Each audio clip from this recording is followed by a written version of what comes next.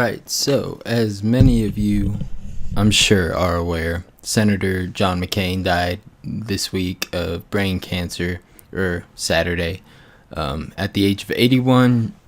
It was like a rare form of cancer. Some people think that it actually might have been linked to Agent Orange, used in Vietnam, since he was a war hero, criminal, or not criminal, prisoner of war. And I have been disgusted by the shit I've seen on the mainstream media. Everyone from MSNBC to CNN to Fox News. I might as well start calling them Cox News because that's funny. Every single corporate outlet, even print, have been just giving this guy a posthumous blowjob. I mean, it's disgusting because he was not a great man. And here are the things they'll tell you. Oh, well, he was a respectable man that could work across the aisle. That's true. He did do a few things that benefited Americans by reaching across the aisle, because some Republicans are completely too far gone to ever sway to be voted with a Democrat. John McCain did have a heart, but it was like the Grinch's heart before it grew however many fucking times. It's still that shriveled up little thing where Dick Cheney's used to be. So obviously his capture and detainment in Vietnam had a lot to do with his stance on torture. He came out vociferously against Gina Haspel as being the CIA director, since she was involved in black sites abroad, like oversaw, I think, Abu Ghraib, where they stripped naked like the prisoners and would like spray them with water, humiliate them, do mock burials, like electrocute them. The most heinous shit you could ever imagine. So I give him total respect for coming out against that. Now, however, what I find a little bit more confusing is the fact that when he passed, which was, in all things considered, it was a good measure to pass, but it was what the hell? Okay, so he co-authored the Military Commissions Act of 2006, which included protections from prosecution for military personnel who involved in torture programs. Now, that's not the whole bill. That was just one provision, which means the Gina Haspel that he ranted and raved against, saying she was a threat to the American people and may love her country but should not be in charge of the CIA. Well, then why would you write in a provision where you can't prosecute people who do torture? It's almost like that bill did nothing, which is exactly what it did. It did nothing. So, I guess principle that you would espouse. However, when it comes to reality, you didn't really do anything. What did he do good for the American people?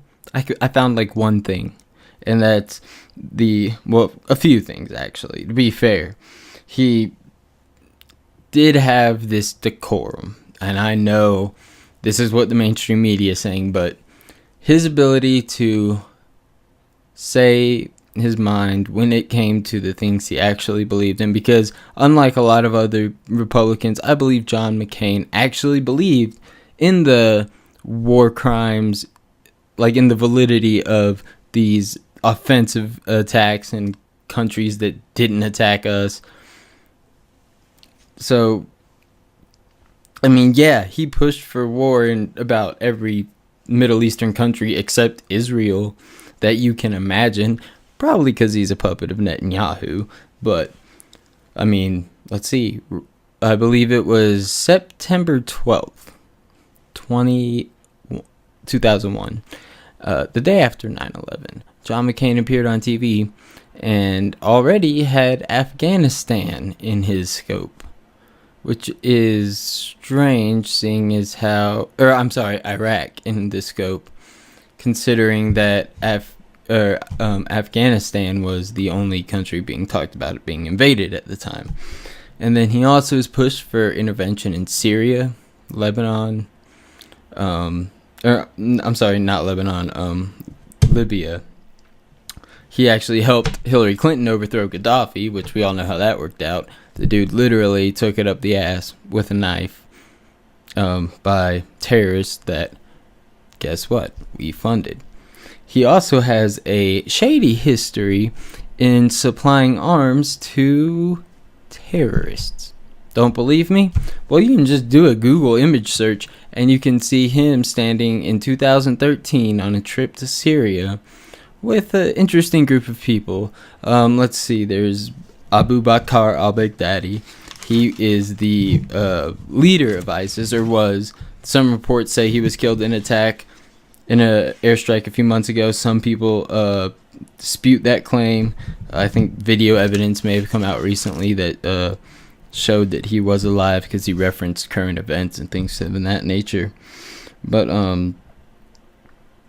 his whole philosophy in this foreign policy war hawk, disgusting, illegal, war criminal behavior is that the Sunnis and Shias are not really the problem in the Middle East. It's that it's the Salafist Sunnis against the communists.